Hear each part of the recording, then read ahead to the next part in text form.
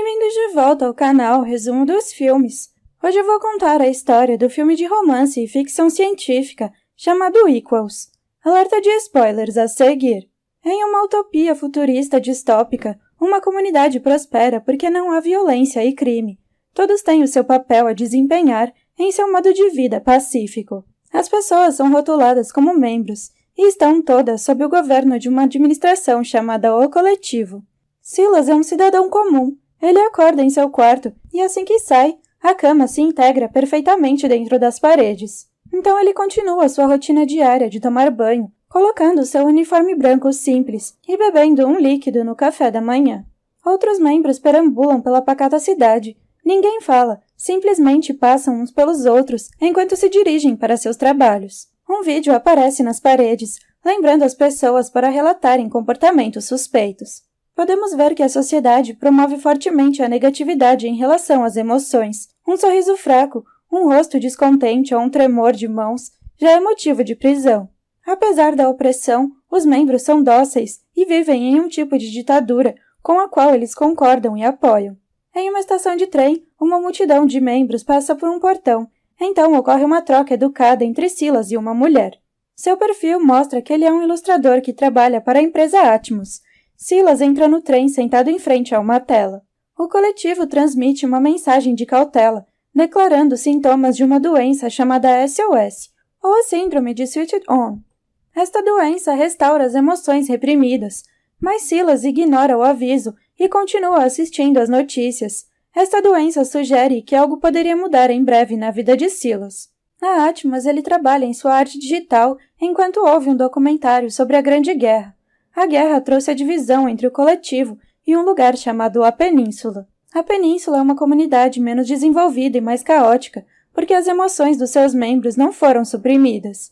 Durante uma reunião, uma funcionária chamada Nia sugere mudar os detalhes de um projeto no qual eles estão trabalhando. Mais tarde naquele dia, os empregados trabalham lado a lado, mas com um espaço significativo de distância. Duas funcionárias fofocam sobre uma colega de trabalho que acabou de voltar da concepção. O método tradicional de reprodução não é praticado no coletivo. As mulheres só podem fazer inseminação artificial. Como podemos ver, o coletivo tem meios extremos para proibir que as pessoas sintam uma conexão pelas outras. Mesmo na reprodução, existem protocolos que inibem a tentação de intimidade física. Eles vivem a vida sem o toque de outro ser humano, sem a tensão acumulada e a maravilha que é criar uma vida. Em seguida, Silas pergunta onde eles planejam ver a próxima aterrissagem das espaçonaves. No caminho para casa, Silas vê um casal doente escoltado por policiais. Ele entra em seu quarto e seleciona a opção de comer. Então, um balcão desliza para fora junto com o seu armário. Silas come a sua refeição pré-preparada e faz a sua diversão noturna resolvendo quebra-cabeças. A vista de fora mostra seus vizinhos tendo uma rotina semelhante. No dia seguinte, Silas observa as notícias do casal doente. Eles serão enviados a uma instalação de neuropatia emocional defeituosa, para supressão emocional porque estão infectados. O coletivo pede a cooperação dos seus membros para relatarem às pessoas que mostrarem sinais de SOS. Enquanto Silas trabalha duro, um funcionário cai no chão atrás dele. De repente, Nia silenciosamente expressa sua frustração e Silas percebe que na festa de observação, todos os usuários da Atmos observam atentamente a aterrissagem da nave especial. Todos, exceto Silas, se concentram na exibição, pois ele não consegue tirar os olhos de Nia. Ao longo do tempo, ele contempla se a sua intuição é ou não verdadeira, pois ele também começa a sentir emoções. Dentro do seu cérebro há uma reação de hormônios que é completamente estranha a ele, e agora ele tem a opção de lutar ou aceitar isso. Podemos ver que Silas está lentamente recuperando a capacidade de sentir. Ele não tem a menor ideia de como reagir a isto, pois está experimentando esse sentimento pela primeira vez. De volta para casa, Silas come ansiosamente o seu jantar. Suas mordidas diminuem enquanto ele pensa em Nia, e até mesmo seu quebra-cabeças noturno é dispensado. Em sua casa, Silas sonha que está na beira de um prédio, e quando está prestes a cair, acorda assustado e desorientado, correndo direto para uma parede. No dia seguinte, Silas vê um hematoma na própria testa. Em um centro de saúde, Silas vê uma mulher chorando ao ver um vídeo sobre SOS. Ele descobre que existem 4 estágios do SOS, e que a doença se torna mais perigosa a cada estágio. O homem ao seu lado, Jonas, pergunta em que estágio Silas está, e ele responde que está apenas fazendo um check-up para ficar seguro. Jonas também tem SOS e ele está atualmente no estágio 2. No consultório médico, Silas compartilha o pesadelo que teve. Então, o médico testa o seu sangue para a doença, mostrando imediatamente que deu positivo. Silas se preocupa em ser enviado a uma instalação DEM, mas o médico lhe assegura que eles estão trabalhando na cura. As emoções normais de um ser humano são projetadas para assustá-lo e pressioná-lo a relatar imediatamente a sua condição. A propaganda do coletivo efetivamente implanta na mente de uma pessoa que algo está errado com ela. Podemos notar que há aqui uma ironia clara. O coletivo é supostamente incapaz de mostrar emoções, mas tem medo da doença. O scan de Silas mostra que ele tem SOS estágio 1. No escritório, um colega de trabalho pergunta por que ele tem um curativo. Para evitar a discriminação, Silas mente e ele diz que se machucou em uma aula de Tai Chi. Eles duvidam dele, mas Nia apoia suas mentiras. Isto provavelmente confirma as suspeitas de Silas sobre Nia. Agora que ela tentou defendê-lo, é provável que ela tenha a doença também. Durante a hora do almoço, Nia prende uma abelha. Enquanto ela explica como uma abelha voa, Silas não pode deixar de olhar para o seu lindo rosto. Mais tarde, Silas pega seus medicamentos em um centro de saúde. E de volta para casa, ele assiste a um vídeo instrutivo feito para os membros infectados com SOS. Silas encontra a razão genética da sua doença, seu gene que suprime a emoção e a enxurrada de falhas humanas não funciona bem, causando-lhe um comportamento diferente. Somente um comprimido inibidor pode atrasar a sua inevitável transferência para uma instalação DEM, até que uma cura seja descoberta. Durante o dia seguinte, Silas experimenta os efeitos prejudiciais da doença. Primeiro, ele pode sentir ansiedade, perda de foco e depressão. Em seguida, ele adquire sensibilidade à luz. Depois, há uma diminuição na produtividade que irá piorar e, por fim, levar ao último estágio, onde os infectados sofrerão uma morte sem dor. De longe, Silas segue Nia e ela não percebe. Em seguida, ela entra em seus aposentos e Silas perde a sua chance de confrontá-la. Em seu quarto, Silas decide parar de tomar as pílulas inibidoras. A doença está rapidamente tomando conta de Silas. Não é o seu catalisador e, por algum motivo, ela fascina Silas. É como uma necessidade biológica, um impulso primordial ou simplesmente a sua primeira paixonite. No dia seguinte, Silas se aproxima de Nia e pede que ela verifique o seu trabalho. Ele trocou com um colega de trabalho para que ele tenha uma razão para interagir com ela. Nia percebe o seu comportamento estranho e concorda em rever o seu trabalho. Enquanto ela olha para um desenho de outro planeta, Silas experimenta um sentimento alienígena ao olhar para os lábios flexíveis e a pele de porcelana de Nia. Nia dá o seu feedback e Silas sai satisfeito. Tarde da noite, Silas entra no escritório vazio. Ele abre a mesa de trabalho de Nia e escuta as suas gravações de voz. Silas absorve cada tom e articulação e segue até a sua cama e sonhos. Outra reunião ocorre e Silas derrama sua bebida. Então uma colega de trabalho devolve os óculos que ele deixou cair, revelando seu segredo para a equipe. Silas finalmente admite a sua doença, assegurando aos seus colegas que não é contagiosa. Nia lidera a decisão de Silas de se separar do grupo. Para que Silas se sinta melhor, eles lhe dão os seus pensamentos positivos e orações. Silas agora se sente em um canto distante de todos os outros. A discriminação contra as pessoas com a doença. Eles são vistos como membros menos eficazes, e o público saudável não percebem o quão errado eles os tratam. Como eles não sentem nada, não há espaço para empatia e compreensão, apenas eficiência e superioridade, ou pelo menos é nisso que eles acreditam. Seu turno termina e Silas continua a perseguir Nia. De repente, ela aparece atrás dele, ameaçando denunciá-lo se ele não parar. Silas acusa Nia de ter a doença, mas ela nega. Então ele diz que se ela não tivesse infectada, ela já teria denunciado. No dia seguinte, Silas e Nia interagem como se nada tivesse acontecido. Durante o almoço, ela olha para um Silas solitário, e ela faz o possível para evitar qualquer interação com ele, mesmo durante a reunião. Mais tarde naquele dia, os dois estão sozinhos no escritório, mas Nia sai com medo da tensão. Silas a segue até o banheiro, entrando na banca em que ela está. Os dois ficam cara a cara, não familiarizados com o que estão sentindo. Silas toca suas mãos trêmulas e o seu rosto trêmulo. Nia se inclina para dentro e eles sentem o calor do abraço um do outro. Nia admite que ela está infectada há mais de um ano. Ela se sentiu sozinha e assustada, mas usou isso para se controlar. Ainda assim, há um enorme medo de ser pega. Nia diz que eles não podem ficar juntos, pois ela quer resistir à cura. No dia seguinte, Nia se mistura com os seus colegas de trabalho, mas o seu coração e a sua mente se agitam para Silas. Os dois estão sozinhos mais uma vez e Silas lhe pede para encontrá-lo. Nia está relutante em continuar, mas os desejos carnais de Silas se recusam a desistir. Eles tocam partes que nunca tocaram antes e o medo de serem pegos fortalece seus sentimentos. A banca do banheiro torna-se sua fuga do mundo exterior. Cada olhar e momento proibido os empurra para experimentar seus sentimentos. A primeira confissão, a primeira pessoa com quem eles podem ser eles mesmos, e o primeiro ombro em que podem se apoiar, chorar e rir. Através do desenvolvimento de uma compreensão mais profunda um do outro, eles também compreendem mais sobre si mesmos. A complexidade, as imperfeições e a necessidade de companheirismo de um ser humano.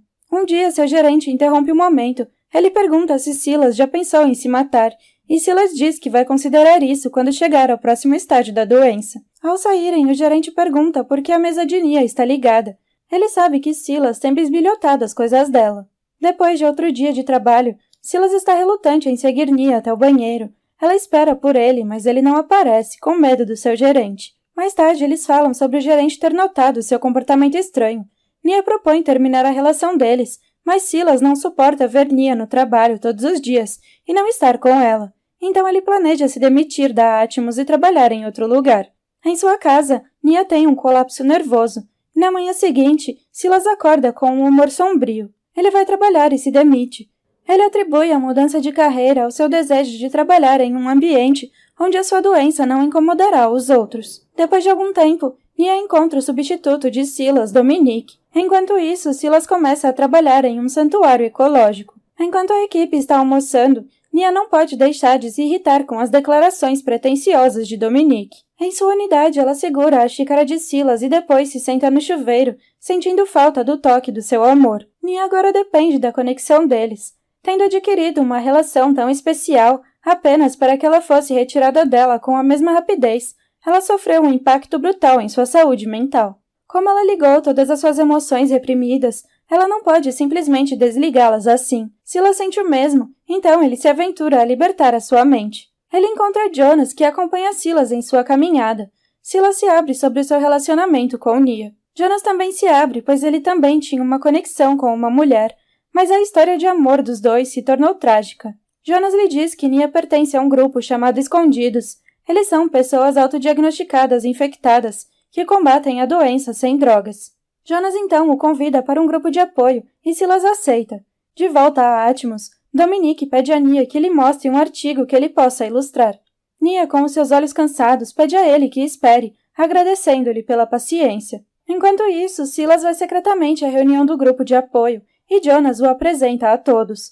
Um homem compartilha seus medos sobre as instalações do DEM e Silas pergunta o que acontece lá dentro. Bess o informa que metade das pessoas que entram no DEM se suicidam e a outra metade é reprimida e forçada a se submeter a um tratamento que suprime as emoções. Bess também é uma escondida como Nia. Como médica, Bess supervisiona as mortes por misericórdia. Ela não interfere. Em vez disso, ela acompanha os infectados, deixando-os saber que eles não estão sozinhos. A maioria do grupo quer voltar a não sentir nada, pois as emoções tornam a sua vida miserável. Mas Silas pensa profundamente sobre essa perspectiva. Ele então se aproxima da sua porta, e lá está Nia. Silas tenta acalmar a frustrada Nia. Eles fazem amor apaixonadamente, lembrando do toque um do outro. Depois da experiência proibida, os dois falam de amor. No início, eles temiam o sentimento, mas com o tempo cultivaram essa conexão.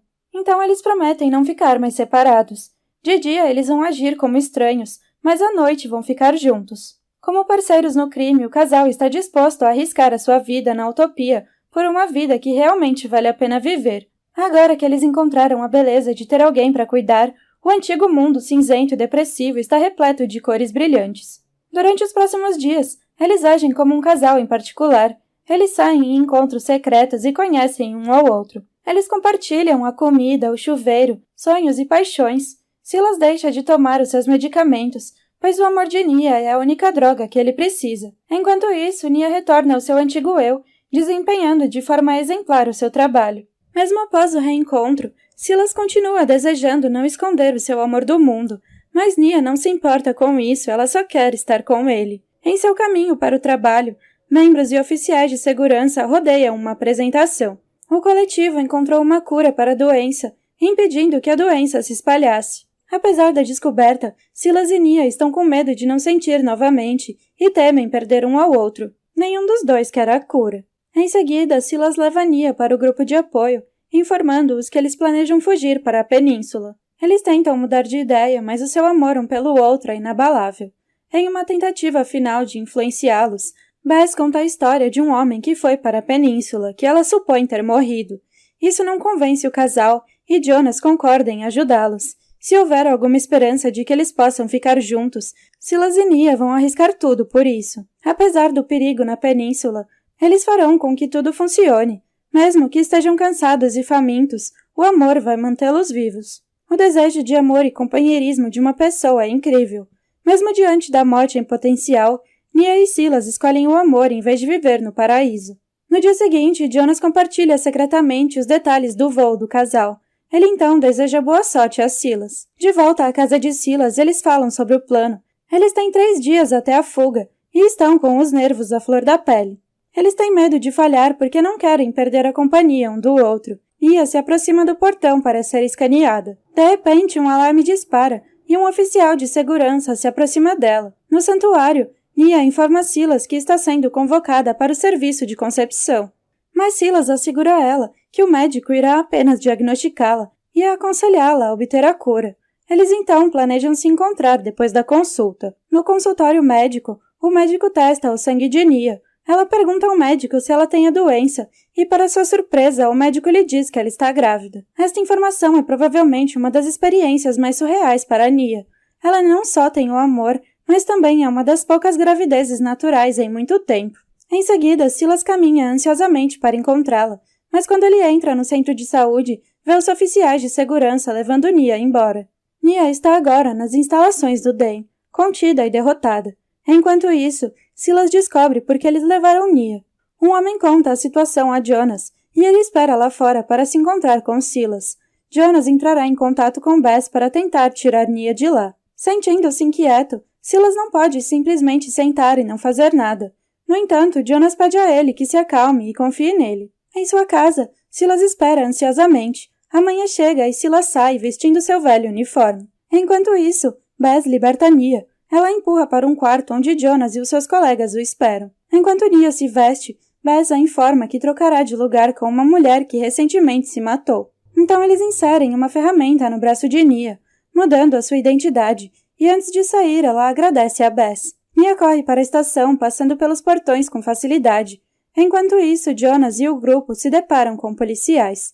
Ao sair do elevador, eles são confrontados por um membro vacinado do grupo de apoio, que os denunciou. Nia chega ao apartamento de Silas, mas ele não está em casa. Silas saiu porque viu as notícias de Jonas e a prisão do grupo. Ele corre para as instalações do DEM para perguntar a uma porteira sobre Nia, e ela lhe diz que ela morreu.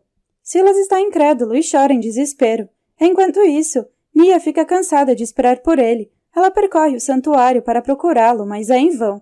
Uma decisão infeliz causou dor desnecessária para Silas e ansiedade para Nia. Ele acha que o amor da sua vida se foi, mas ela está a uma mera viagem de trem. O desespero que ele sente pode fazê-lo fazer algo do qual ele se arrependerá. Um clássico dilema de Romeu e Julieta. Na Atmos, Silas sobe os telhados. Assim como seu sonho anterior, ele fica no limite, mas não se afasta. O desespero cresce quando Nia retorna à unidade. A noite chega e Silas também. Eles se reúnem e Silas fica sem palavras. Não por alívio, mas porque ele percebe o grave erro que cometeu. Agora, Silas tem 5 horas até não sentir mais nada. Nia não quer aceitar a realidade, pedindo a Silas que lute contra a cura. Ela ainda planeja fugir. As horas passam e Silas começa a perder as emoções. Ele pede a Nia que ainda o ame, mesmo que ele mude. Amanhã chega e Nia vê Silas e pergunta se ele ainda a ama. Ele se lembra do amor que eles compartilharam, mas os sentimentos desapareceram. Apesar disso, eles ainda vão para a península. Em uma escada rolante, Nia olha para Silas sem emoção que está na frente dela. No trem, eles se sentam silenciosamente como os estranhos que um dia já foram. Nia chora enquanto se lembra dos seus momentos íntimos. De repente, Silas se aproxima. As poucas horas que eles passaram juntos tentando combater a perda de emoções de Silas não foi nada comparado com a vida que eles terão para recuperar o amor que perderam. Obrigada por assistir. Não se esqueça de se inscrever e deixar o seu like.